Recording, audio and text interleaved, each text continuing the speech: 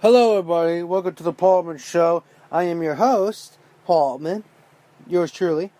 Where I left off, I'm sorry it took so long because, well, in reality, of course, all due respect, I had to take some time to put things together. So let me recap of what happened. Okay, so I'm going to go back from 1 to 3. Okay? So let's recap. Alright? We're talking about the bloody underwear. And we're talking about this alleged sex tape. And we talk about...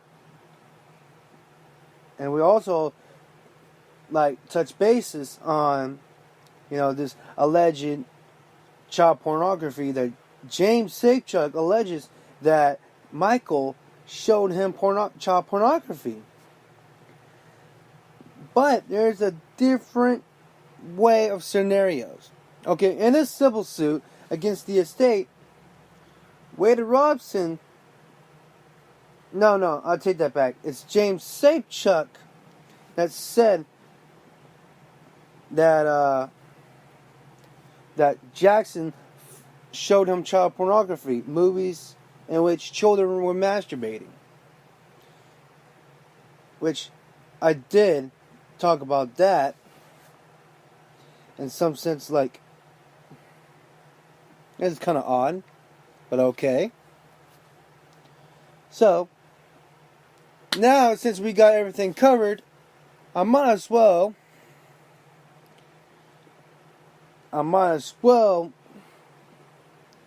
just come up with this. I'm going to go ahead and go to number 4. Okay, and this is by far this season is only going to be about the Michael Jackson Leaving Neverland saga. Okay, and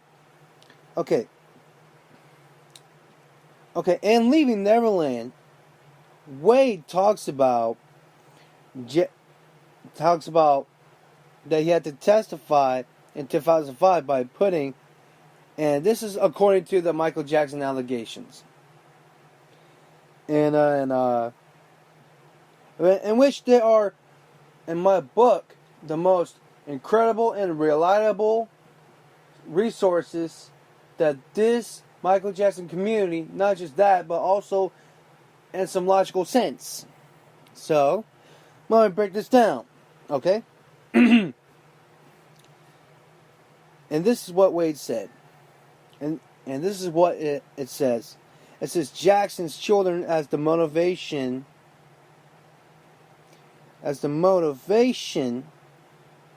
for Wade to testify the way he did in 2005, which he said in the film that Wade alleges that what finally convinced him of protecting Jackson in court in 2005 was a dinner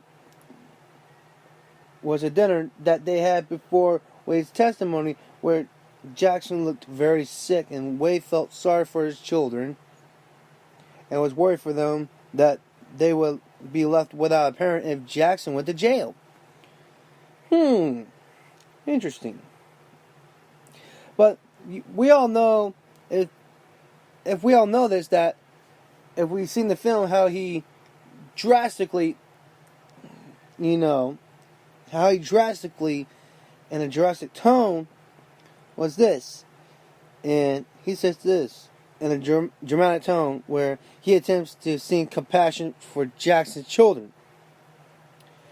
And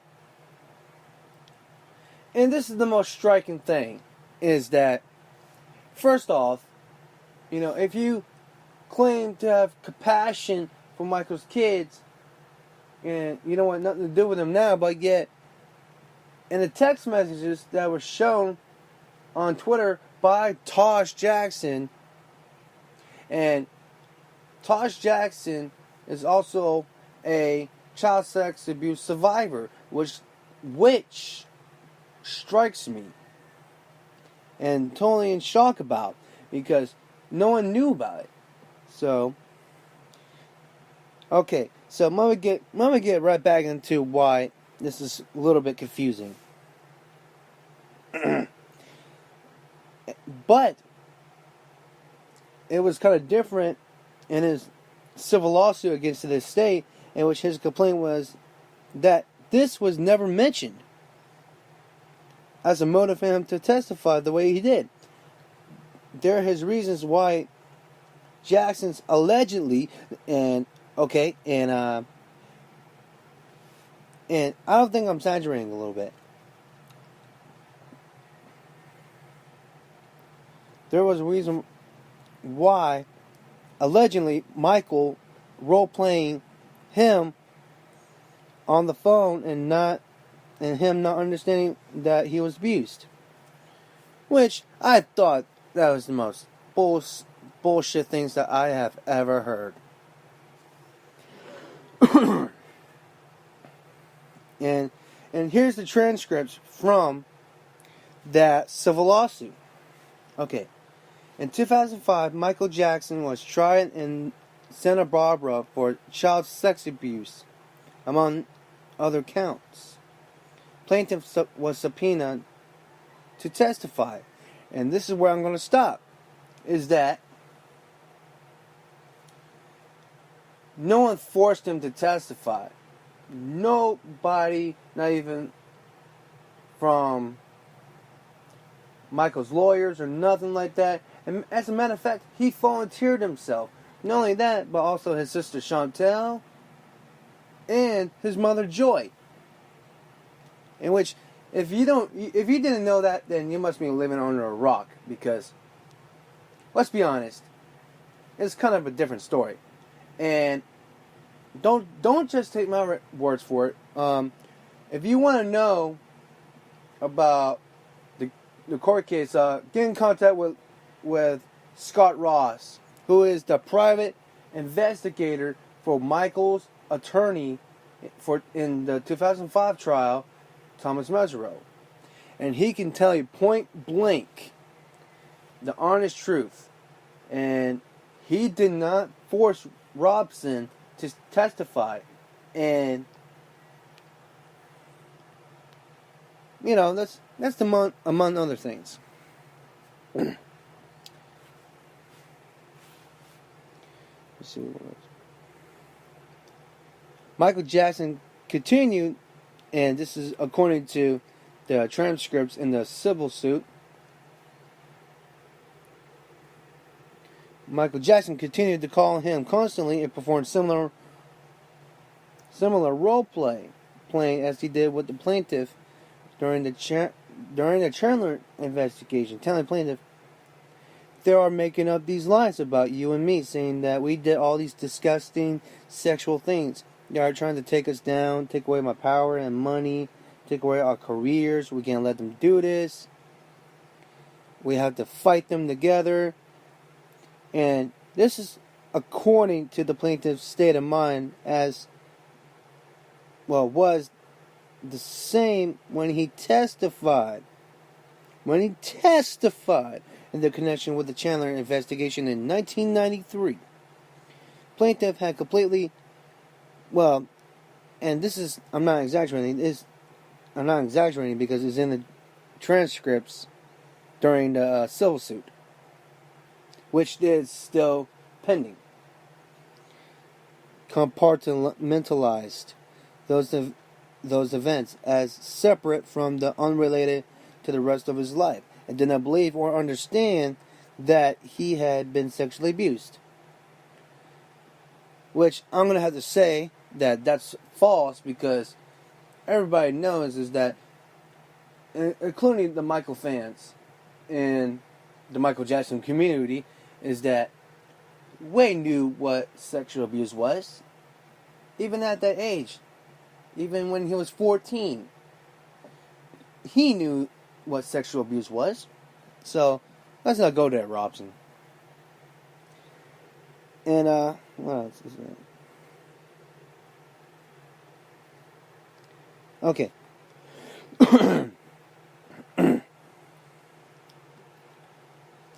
Plaintiff testified in that trial on May 5th, 2005, and denied that sexual abuse had occurred. Where do I find that? Where have I heard this before? Okay, here's my opinion. Number one, that's the most silliest things that Wade has said in the civil suit and in the film. Okay, as playing Russian roulette, meaning that, like, you say one thing and you commit a perjury, and what you do is that you say one thing, but yet you want to wait till certain years later after the deceased, had passed away, or the defendant in this case. And what's the problem with that is that Michael isn't here to defend himself, and he can't have a rebuttal for himself. The only people that are defending him is his lawyer, Thomas Mesereau, who I have so much respect. I have so much respect for Mr. Mesereau. I hope that we can do an interview someday. I also want to give a shout out to the MJCast, which is a podcast about Michael Jackson and the Jacksons. And I want to give a shout out to Taj Jackson for doing this documentary that he's doing. If you have not donated, you should go donate it. If you're a Michael fan, whatever. And if you want to see the truth, just really go donate to Taj Jackson's GoFundMe page. There will be in the link in the description below, somewhere. And also, I want to give a shout out to Matt Fieds, and also Mark Lester and his daughter Lucy, and I forgot this other guy named Mike, who also wrote the... If you can tell me, you can spell the name for me, or why not, and so on, so on. And what they just released, Michael Jackson, Chase the Truth, a documentary that is aired in the U.S. and all over the platforms, including Amazon, Google Play, iTunes. It is all over the place. Now let me get back to where we're started. Okay? He said, this is number 5. And he said, it's quoted, disgusting sexual stuff, which is number 5. Although Robson in the film mentioned that Jackson had calling him on the phone before his 2005 testimony, but he leaves out the part where Jackson told him that they are making up all these lies about you and me, saying that all we did this disgusting sexual stuff. Well, here's my theory, and I think everybody agrees with me when I say this, is that probably because although Robson now in his hindsight tries to characterize this as some sort of role play, as he points it out, it actually looks like something that an innocent man would say, not an abuser to his victim. Jackson calls the allegations made up and lies, and calls them disgusting sexual stuff. Not love, not romance, not a beautiful thing. Sorry, I stuttered a little bit because I'm just fascinated by this paragraph that it made so sense that, here's what an abuser does. It makes them say, oh, this and that, etc. And an innocent man will call, the allegations, like an innocent man would say, made up and lies, and then calls them disgusting sexual stuff, not love, not romance, not a beautiful thing. It defies Wade's claims of him believing it was love until 2012, because he was allegedly brainwashed into that by Jackson. Which, I don't have an epiphany for that. Let me go this along because this is such an interesting. Here's a quote: Jackson telling himself that such acts would be disgusting sexual stuff. So how would that not at least ring a bell to an adult man like Wade was in 2005? That something was wrong with the love angle or angel after all. Question. And and I'm gonna go to number 6. Safechuck alleges ongoing treatment and intimidation by Jackson in his lawsuit. In the film, the narrative is that these two men protected Jackson for so long because they were brainwashed to be in love, quote unquote, in love, and this is what they're according to Wade and James, okay, in love with Jackson. And this is in that narrative.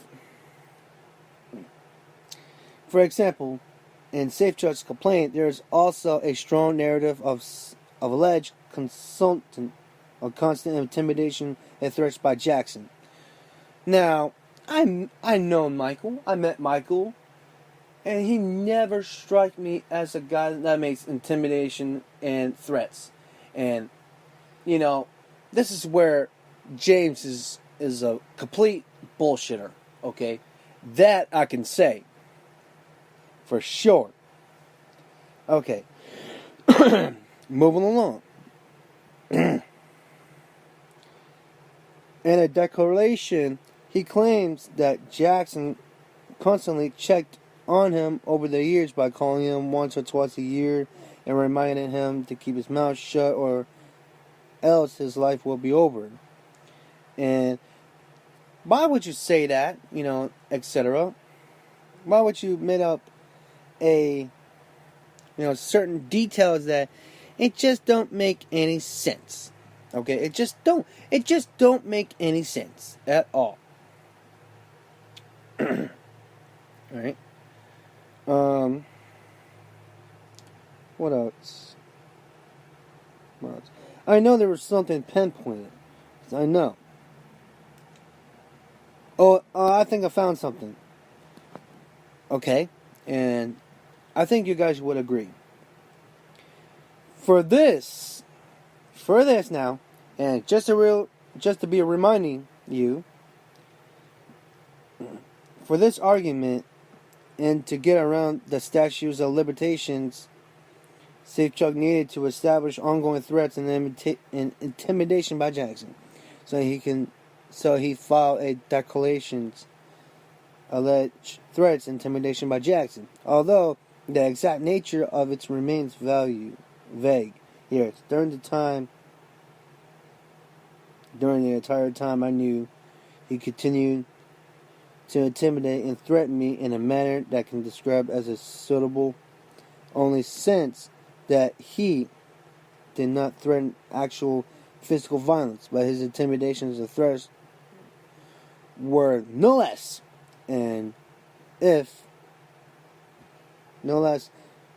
real in effect.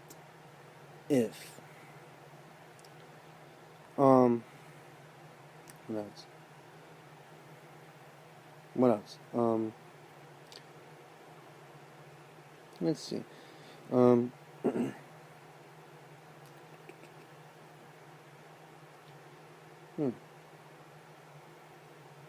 Okay.